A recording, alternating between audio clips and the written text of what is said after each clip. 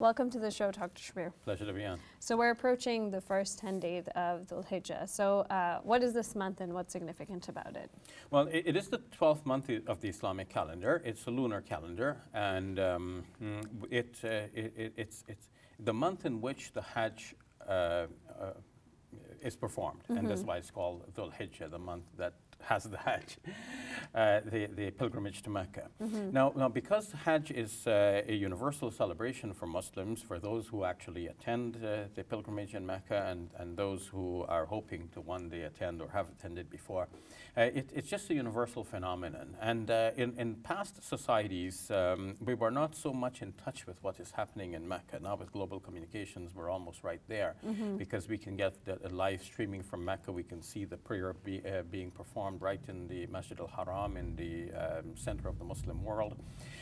We can get, images beamed from people who are actually there at the Mount Arafah on that special day. And we feel closely connected. Whereas in the past, if somebody was going away from our village or community or city to perform the pilgrimage, we would see them leaving. And then there would be a forgotten thought for many days until, eventually we see them coming back again. But now it is a living reality for us everywhere. So this is a special time of year for Muslims worldwide. And why are the first 10 days of Dhul-Hijjah considered to be blessed?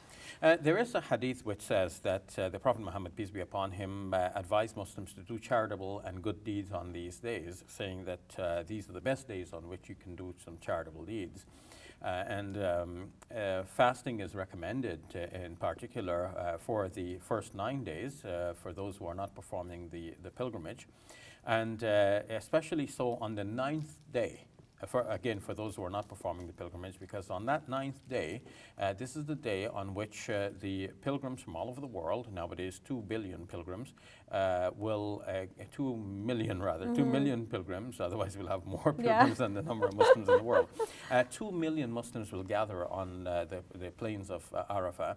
They will be beseeching God, and it is mentioned that there is no day on which God frees more people from the hellfire than on that day. That means that if somebody was actually, on his way to enter hell because of one's deeds, may God not make us among those people, then God would rescue them from the fire on that particular day. So that means that we should be busy with prayers and fasting and so on that day.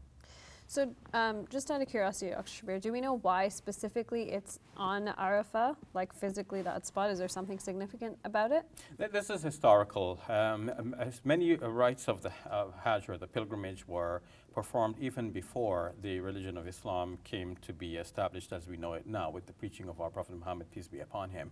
For Muslims, of course, Islam spans all of history. It's the act of submitting to God through the revelations that have come from God through his prophets over time. And so we think of Islam being the religion that was practiced all the way back to Adam. It's not something new.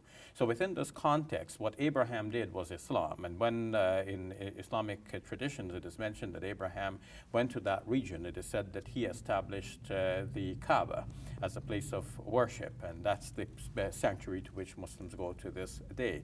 The Quran tells us that Abraham and his son Ishmael established that sanctuary. And more so, all of the rites of Hajj about going here and staying at this place and so on, these were established and probably from the time of Abraham. So for Muslims, these are sacred rites that were performed by the great prophets of God, and now the Prophet Muhammad, on whom be peace, has come to re-establish them and to purify them from some of the accretions that have gathered around these practices that may not be quite compatible with the religion of Islam. Now, I know earlier you mentioned, during the first 9 days it's encouraged to fast. What about people who aren't able to fast for whatever reason, work, health issues, etc.? Are there other ways to maximize during these 10 days? Yes, of course. One can give charity. One can recite the Quran as an act of worship. And whatever good deed comes to mind, any good thing, a random act of kindness on these days would be more special than on some other days. What is recommended also is for us to recite the takbir, or the glorification of God, saying Allahu Akbar, La ilaha illallah, Wallahu Akbar, Allahu Akbar, Walillahi alhamd, which means God is the greatest, God is the greatest, there is no God but God, and to God be the praise. Most Muslims are familiar with this as something that is recited when they come out to the Eid prayer, especially if they come out early enough. And whereas this is, when it comes to the day of Eid al-Fitr following Ramadan, this is only specific to that day for the morning, and then once the Eid prayer is done, the time for that is over. In case of the Eid al-Adha, the day that marks the sacrifice, the Eid that marks the sacrifice of Abraham, which we perform worldwide, regardless whether we're making the pilgrimage or not. This is something we should have elaborated on. I don't know how much time you have, but in any case, this will be done by Muslims worldwide. So then the takbir, or the glorification of God, is done starting with the day of Arafah. That's the 9th day of the month, continuing to the 10th, which is the day of Eid itself, and for 3 days thereafter, all the way to the 13th, to the Asr prayer time.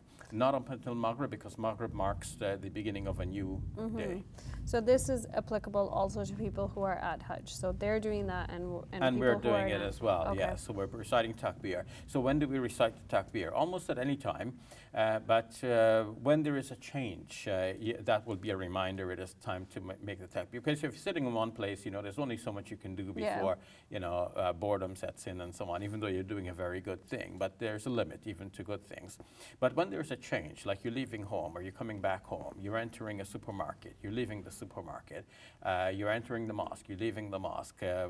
These are all moments when you can remember to do the takbir at least once. But it's not obligatory to keep doing it on all of these occasions. I'm just mentioning the variety of circumstances in which you might be reminded and prompted to recite this glorification of God. I've heard that the last 10 nights of Ramadan are the most blessed nights, and the days of Dhul-Hijjah are the most blessed. Is that accurate? Well, these days are, in fact, this is a good way of characterizing it, but also the nights of Dhul-Hijjah are characterized as being blessed nights as well. And in fact, the Quran mentions وَلَيَالٍ عَشْرٍ, and some think that this is it means the 10 nights, and something that the 10 nights referred to in that verse, which I've just recited in Arabic from Surah Al-Fajr, is a reference to these 10 nights of Dhul-Hijjah. And so prayer during these nights are also considered to be worthwhile. There are narratives about this which I have not mentioned because I don't regard these narratives as being especially dependable. So you would ask me about Arafah, why that particular place? Yeah. There are narratives that say that when Adam and Eve were separated, eventually they were reunited for the first time on Arafah. I don't consider that to be dependable. There are hadiths that say that if you worship on the night of, on one of these 10 nights, that is the equivalent of worshiping on the night of the 27th, on the night of Qadr in Ramadan. But of course, I don't consider that to be dependable as well, because that would mean that Muslims have lost their focus if they try to find the 27th night of Ramadan as the night, which is not absolutely dependable. Right. Because it could be any one of the nights, Yeah. and you hit or miss. You can't be sure that you absolutely got it. But then if you worship on one of these nights of the 10 nights of Dhul-Hijjah, it means you've absolutely got it. And therefore, you That's got the true, then equivalent that's- of worshiping at the other Yeah. time, which is, here and a little iffy. And this is more certain. So Muslims should be worshiping on these nights rather than on the trying to worship on the 27th or 21st, 23rd, 25th, and so on of Ramadan. So I don't consider that to be dependable. That's why I don't mention these narratives so much. It's not that I'm ignorant of them.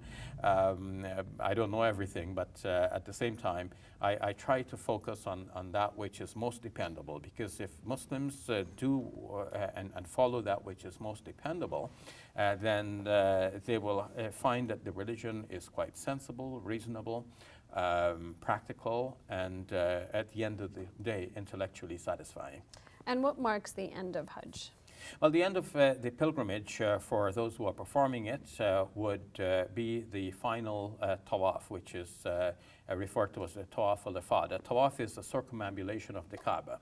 So after performing many of the rites, including the sacrifice on the day of the 10th day, which is referred to as Yawm al-Nahr, the day of the sacrifice, which is the day of Eid for Muslims worldwide, the Muslims who are performing the pilgrimage will then be out of the state of ihram or the prohibition, so at least for one stage. And then the final stage will be when they have performed that circumambulation of the Kaaba. That will mark the completion of the Hajj ceremonies. Now, the absolute required Hajj ceremonies. Now, they will remain in the plain of Mina for a couple of days. The Quran says, وَاذْكُرُوا اللَّهَ فِي أَيَّامٍ مَعْدُودَاتٍ. Remember God on the numbered days. If those who hurry up within 2 days, there should be no sin on them, and those who delay it for another day, no sin on them either, provided that people have awareness of God. So for another 2 or 3 days, the pilgrims will remain in the plains of Mina, where they camp out basically in tents, living with the bare necessities, and then eventually they will be returning back to their homes after maybe a couple of days more, either in Mecca or in Medina, visiting some sacred sites, historical places, doing a little bit of shopping as well, and then they will return to their families. And then over here, obviously, we celebrate Eid while they're doing that. Yes, so on the 10th day, we will have the Eid celebration. Then for another 2 days, we can continue to offer sacrifice because these are days of sacrifice. Some say even up to the 3rd day, the days of sacrifice. And of course, we'll continue to recite the takbir. And many mosques, they recite this takbir, or glorification of God, after each prayer. But that will be up until the Asr prayer on the 13th day. Perfect. Thank you very much, Dr. Shabir. You're welcome. Hey YouTube, we hope you benefited from this video. If you liked it, or if you didn't, let us know in the comments below. And if you're interested in learning more, check out some of our other videos. And don't forget to subscribe so you can get new videos every Monday, Wednesday, and Friday.